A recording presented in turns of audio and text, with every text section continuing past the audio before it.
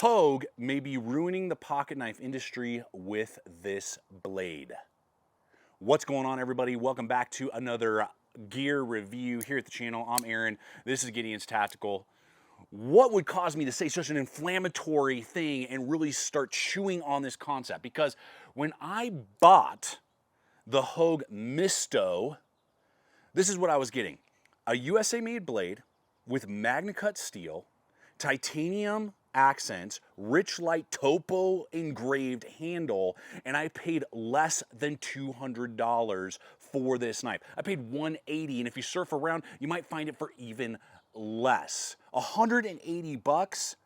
Now that's awesome for you and me, the knife lover, because we're getting maximum performance in materials at minimal cost. It's mind-blowing. I don't know how HOGUE is manufacturing this blade here in the United States with those materials at under $200. It is mind-boggling and awesome for you and me, the knife lover. The downside, it makes it harder for small American-based companies to make pocket knives here in America and compete with something like this. I've had a few calls from a few small manufacturers with just a couple employees. They're wanting to get into the pocket knife space and use similar materials that are on the MYSTO. Mysterio is just rolling around my head. I'm sure I'm gonna say that a dozen times. It's like a word worm in my brain. So the MYSTO. Anyway, they're wanting to use similar materials, and they're like, we've crunched the numbers every way, and we can't figure out how to make these for less than like 300 or like 290 with MagnaCut and, like G10 or rich light or something like that. And I'm like, I don't know. I mean, HOGUE's doing it for $100 less. I don't know how HOGUE is doing it. I don't know how KERSHAW's doing it with their Bel Airs, American-made MagnaCut, for like 150, 160. I don't know how they do it. It's just got to be pure volume.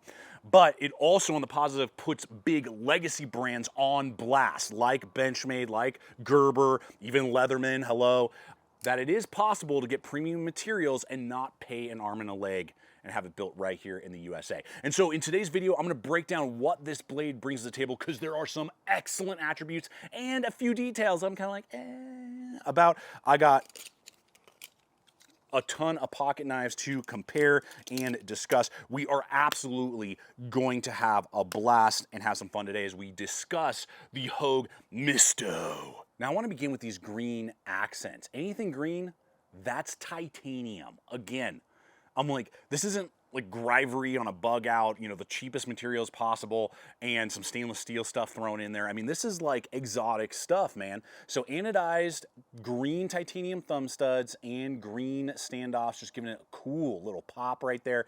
Now, the thumb studs are ambi, and that allows for great actuation, very easy to engage. I don't even have to flick my wrist. Here's the one kind of hang up, and first, if we're comparing it to things like the BENCHMADE TAGGEDOUT, this one is the G10 with S45 VN, excellent blade, and I have an M4 G10 handled bug out. Here's what I'm going to say. The accent style, meaning that there are cut-ins and cut-outs, it looks super cool, and they match the thumb stud to the pivot to the crossbar lock. I don't care for them. Yep, don't care for them. It's just personal preference. I prefer the honeycombed style that you're going to get on the thumb studs and crossbars on the BENCHMADE. They still grab, but they're smoother. It's just a little bit more bitey. It bites in. Now, if you use gloves, I mean, I'm nitpicking here, but it's just something I noticed. It's like, oh, okay, it kind of wears on your thumb, kind of chews it up a little bit more, and same on the crossbar, able lock right there. You just notice it. It's a notice, and if you were to ask me, hey, would you prefer to have these thumb studs and bar attachments, I would prefer them on this. It's not the end of the world, doesn't detract from the blade, but it's a data point for those of you who already own maybe BENCHMADEs and you're looking at this model. But leave a comment below. If you own BENCHMADEs and you own HOGUEs, what type of thumb stud and crossbar grip do you prefer? I forgot to say that. Bronze phosphorus washers, not bearings. Let's go. So deployment, even though it's like super, super smooth, man, I mean, and the lockup is right there, what you want with a crossbar. I mean, let's go. So now I've discovered that with this blade design, there's good and there's bad.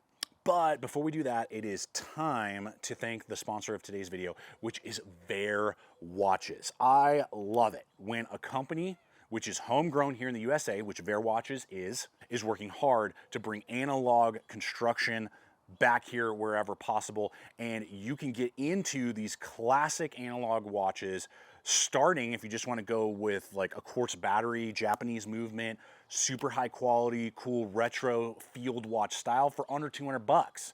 And then if you want to kick it up a notch, you can get American assembled Japanese movement solar power watches and automatic powered watches. Very cool. I've had these now for almost a year. It's coming up on a year that I have started using Ver watches.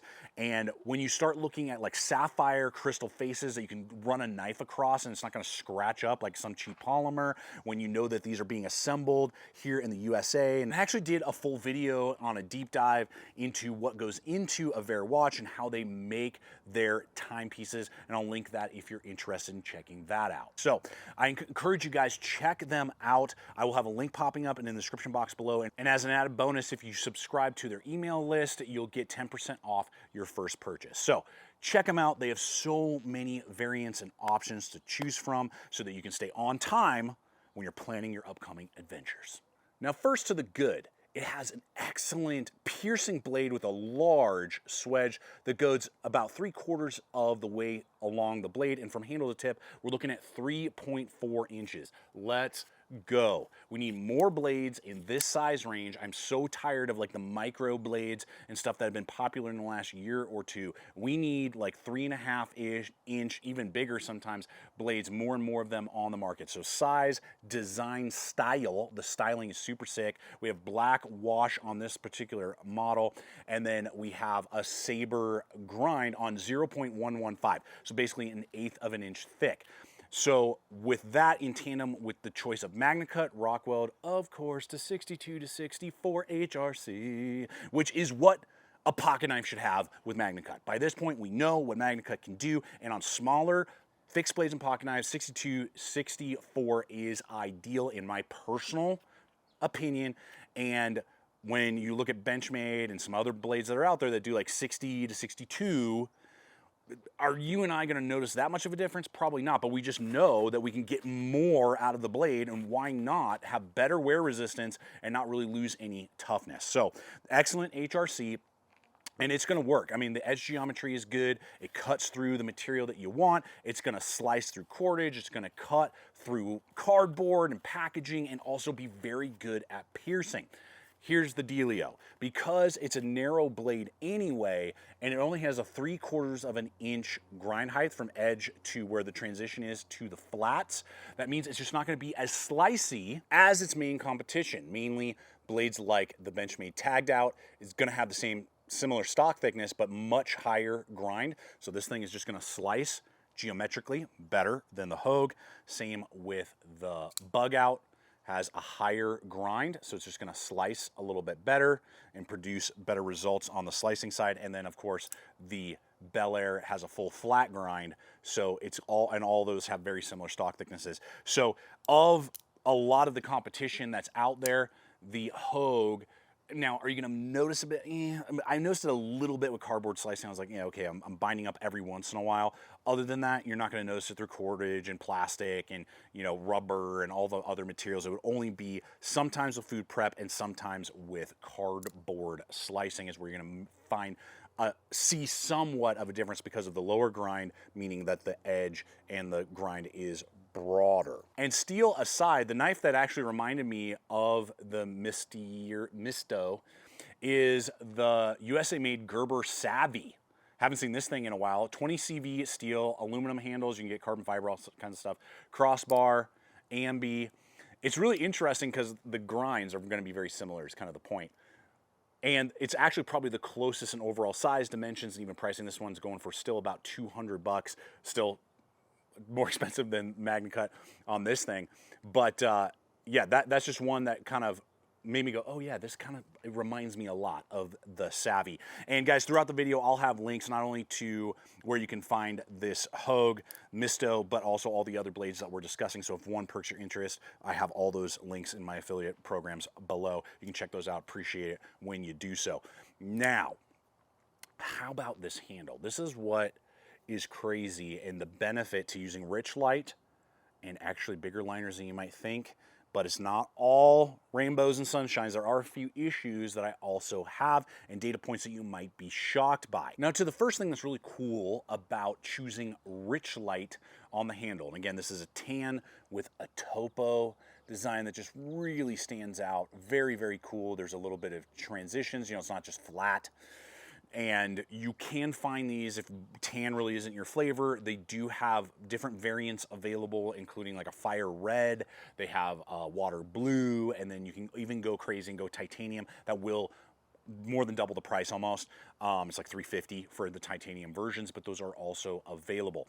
Now, what's cool about Richlite is that it's resin-infused paper. It was discovered and kind of started in 1943 in Tacoma, Washington. That's where the company kind of founded, started using this type of paper-infused resin. It is water resistant and better at that than micarta. So it's not going to absorb like micarta, but it gives you a natural feel over G10. So it's this cool blending of the two, and you combine that with the fact that this knife has liners all the way down. Now they're recessed and cut out, but they go all the way back to the rear green titanium standoff right there. This blade comes in at 2.5 ounces. 2.5 ounces. I don't know how that's possible. That is wild. Now, what's really interesting as well, when we measure from guard to rear bird beak, which is where your hand is actually going to sit, that's what actually matters. That's where you're going to grip. I have large size hands with 3¼ inch knuckle span, just for some data. It's 3.5 inches from guard to bird beak right there, which is actually identical to a regular bug out. When you, I'll try, maybe I'll have to run in a photo. When you line these up perfectly, the bird beaks match identically. Now the difference is you do get this little shelf right here more than on the bug out. It's a little bit different, so that if you have really broad hands, your pinky will just rest there and it's not this odd, you know, transition, and it doesn't cut back. So that was smart. But for the average user, you're gonna encapsulate right there, locks me in. Everything works really well. The jimping is a little hot, mainly because of the spacing between the cutouts. Something like the tagged out is gonna have tighter spacing and about the same depth, so I just didn't really notice it. It's not like, oh my gosh, unbearable, but it's something every once in a while I'd be like, okay, I would have preferred just to have the recessed jimping right there and then none on the spine. That would have been ideal in my mind. Leave a comment below on your level of preferred jimp. Now finally, the pocket clip is blacked out, ambi. I really like that ride. That is like ideal for me. It's just slightly below the tip. It gives me just enough to grab onto. It's not so buried and it's not so high. It's kind of like this good blend. The one kind of little data point is that we do still have raised coned bolts holding those on there, torque screws, whereas blades like the Kershaw Bel Air has them beat with recessed screws, which just means that it's going to be easier to slide over your pockets and won't bind up or potentially thrash your pocket quite as much as something like these screws. Now, it's very minimal. It's not like destroying my pocket or anything, but that's just a little info when you are weighing, you know, that's what we got to weigh. Now, when going back to some of this stuff, you know, I mean, if you go with a G10 tag out with S45, I mean, this is $300 knife.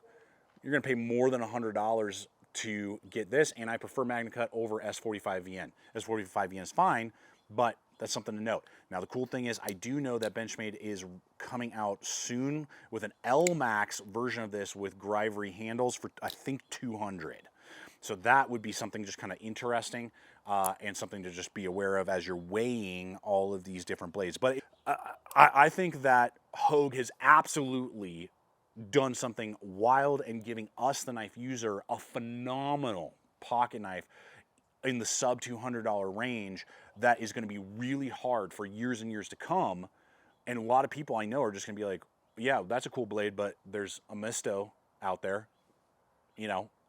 Does it really do that much more than a MYSTO? I don't know. So good on Hogue, and I'm really curious to see what the knife industry does moving forward, and especially some of these smaller companies that want to get into the pocket knife space. What are they going to do, and are they going to be able to compete with blades like this? Leave comments below on what you think about that. Is there still space for small American companies that are going to have very similar materials in the next couple years, but they just can't compete with that price point, and they're going to have to make them for, you know, like $100 more? Would you throw down for something like that, as long as the designing and the company was there? Or are you just like, nah, I'm a MYSTO and you know, value over anything else type of guy or gal? So appreciate you guys hanging with me today. Leave comments below, especially if you own one. How do you like the blade and how has it been performing for you? Check out the other video, subscribe if you haven't, and always remember to stay equipped, stay prepared, and I'll see you out there.